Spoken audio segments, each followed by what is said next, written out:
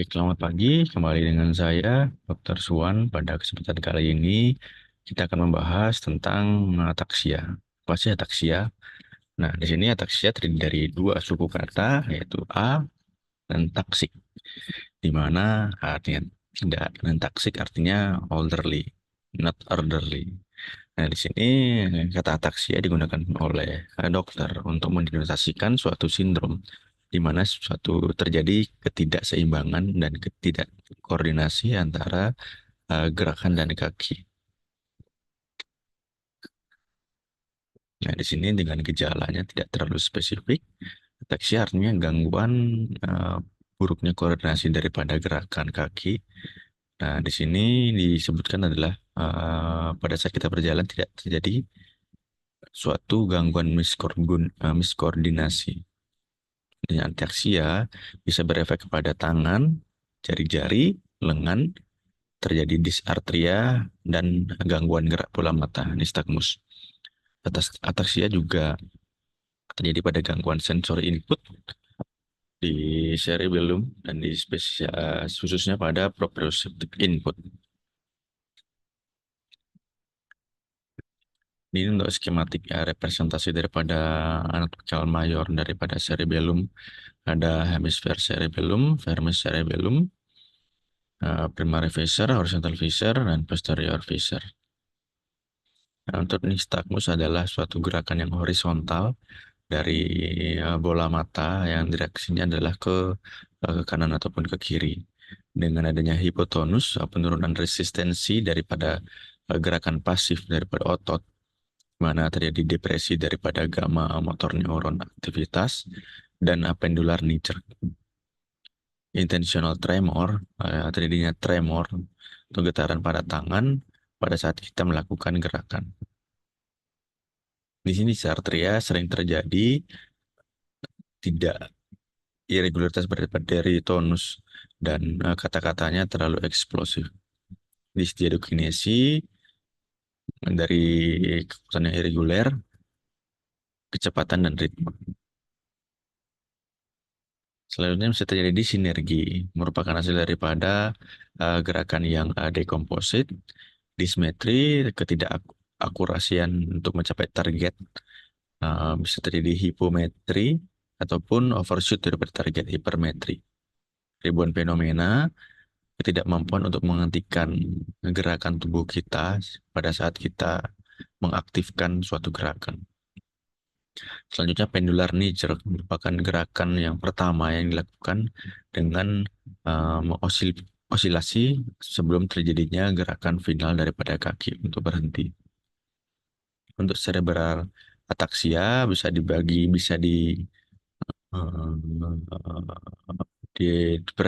diferensial diagnosis dengan sensori ataksia, vestibular ataksia, miopati, sensori ataksia, kortikal ataksia, talamik ataksia.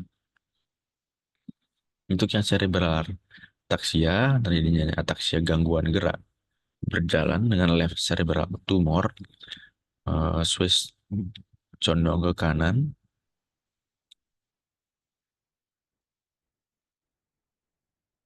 Ini berhubungan dengan perbedaan sensori daripada cerebral ataksia, di mana sensori ataksia terjadinya sensori loss, gangguan joint position, adanya step gate, pitch gate, adanya penurunan daripada refleks. Untuk yang cerebral ataksia sendiri adanya nystagmus, ocular dysmetry, gangguan gerak daripada bola mata, adanya reeling, ataxia gait, tanda-tanda lain daripada cerebral disease, disinergi, dysmetry, dysdiadokinesis, hipotomi, rebound.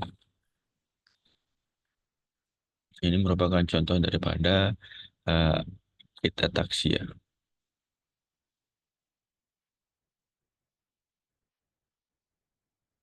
Kortikal ataksia, frontal lobe ataksia, gangguan koordinasi dan disfungsi kontralateral frontal lobe dihasilkan dari penyakit pontocerebellar fiber yang merupakan sinaps dari pontin nuklei, akan mengakibatkan hiperrefleks, peningkatan tonus. Untuk yang cerebellar ataksia, sensori ataksia dan frontal gait Biasanya dia velocity-nya bervariasi, sedangkan yang sensori sangat rendah, frontal gate sangat rendah. Muscle weakness atau pseudoataxia. Ataksia yang cukup berat dengan attention tremor yang dihasilkan oleh highly selective peripheral disorder dengan simple test of muscle power. Labyrinth disorder merupakan ataksia yang diasosiasikan dengan vestibular nerve labyrinthine disease, merupakan hasil dari gangguan gerak. Perbedaan vestibular dan cerebellar ataksia, di mana untuk yang cerebellar ataksia gak sense of imbalance, sedangkan vestibular dia mengalami vertigo. Adanya gisefuk nystagmus, sedangkan yang vestibular disorder nystagmusnya sesuai dengan lesi.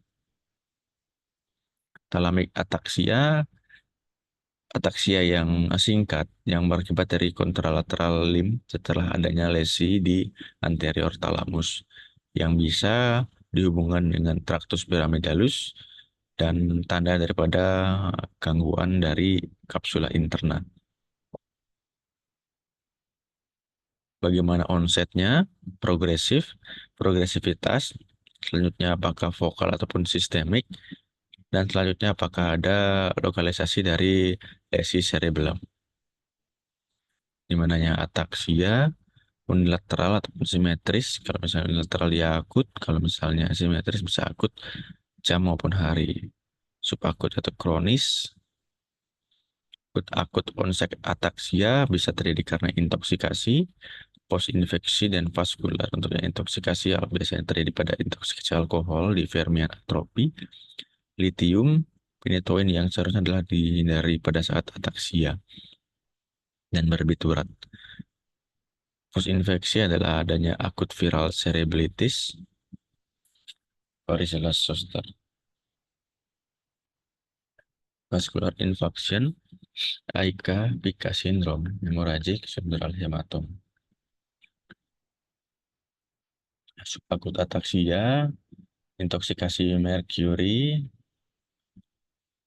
defisiensi vitamin B1 dan B12, infeksi HIV, multiple sclerosis bisa terjadi pada neoplastik, yaitu glioma dan metastasis.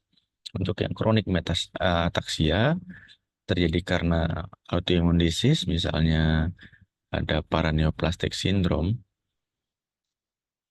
terjadi pada penyakit hipotiroid juga bisa, infeksi, congenital lesi, Arnold Chiari,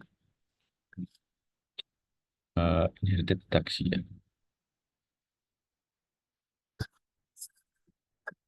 Progresivitas statik,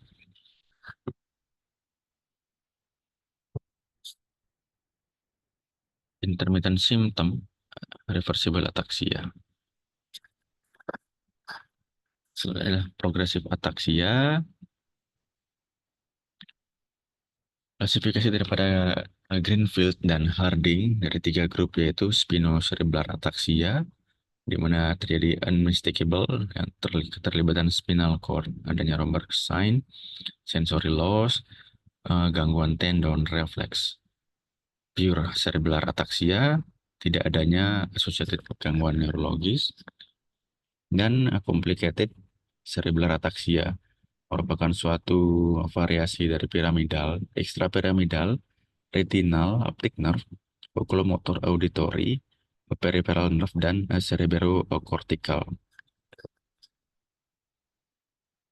Untuk yang static ataxia, adanya penyebab vaskular, reversible ataxia karena infeksi, hipotiroidisme, obat-obatan dan toksin, intermittent symptom biasanya terjadi pada episodik ataxia. Selanjutnya yang vokal, adanya gangguan di cerebellar symptom dan bilateral symptom. Untuk yang vokal biasanya terjadi karena gangguan vaskular, multiple sclerosis, cerebellar abscess, cerebellar glioma. Untuk yang simetrik ataksia, intoksikasi, post infection, hypothyroid, autoimmune disease. Untuk lokasi dan lesi, untuk yang cerebellar hemisphere syndrome di ipsilateral head di body cerebellar sign, yang terjadi karena infark, neoplasma abses, demyelinisasi, rostral Vermis syndrome, gait dan terang ataksia, alkoholisme, gangguan defisiensi vitamin B1, caudal Vernis syndrome, di equilibrium, terang ataksia, medulloblastoma. Pica di lateral medullary Waldenburg syndrome dengan gangguannya adalah vestibular nucleus berefek pada vestibular system, inferior cerebellar peduncle, ipsilateral cerebellar sign, central tegmental tract, palatal myoclonus, lateral spinothalamic tractus, contralateral deficit, spinal trigeminal nucleus, nucleus ambiguus, descending sympathetic fiber. AIK, vestibular nervus, cochlear, 7 cranial nerve cerebellum, nervus 5, spinothalamic tractus. Nah, selanjutnya kita rule out ataxia yang didapat, yang inheredity dan sporadik idiopathic ataxia. Ataxia yang didapat, kita rule out dengan gangguan struktur dilakukan MRI. Selanjutnya apabila terjadi anomali pada craniovertebral junction, apakah ada posterior fossa tumor, ada gangguan multiple sclerosis, hipoksik, encephalopati. Untuk yang inherited ataxia ada mitochondrial disturbance, X-linked dan X-linked dominan. Autosomal dominan, aspinocerebellar ataxia, dentatorubropallidoluyent atrophy, episodic ataxia. Untuk yang spinocerebellar ataxia, dekade ketiga sampai kelima life onset dengan gangguan ambulasi lebih dari 10 sampai 15 tahun. Perbedaan SCA dengan responsibel dari berbagai usia. Ada Makado Joseph dengan gejala MJD, klasifisasi 3 jenis clinical type yaitu amyotrophic lateral sclerosis, Parkinson, tipe 2, ataxia tipe, second cerebellar fault disease. Tipe 3, aktif dari dekade ke-5 sampai ke-7.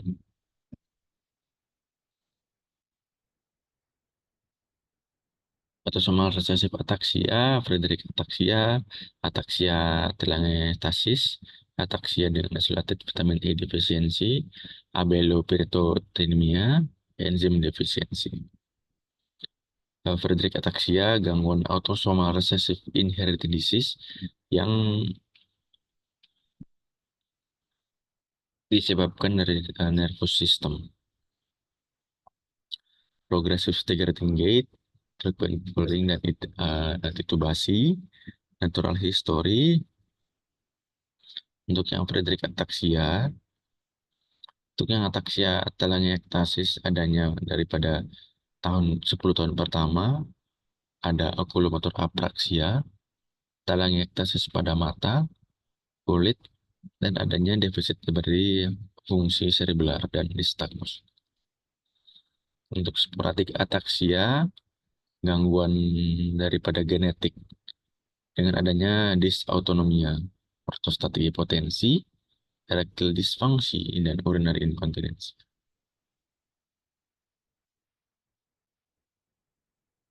Untuk investigasi dari MRI, CT kepala, level dari vitamin E dan B12, total kolesterol level, thyroid hormone, NCV dan EMG.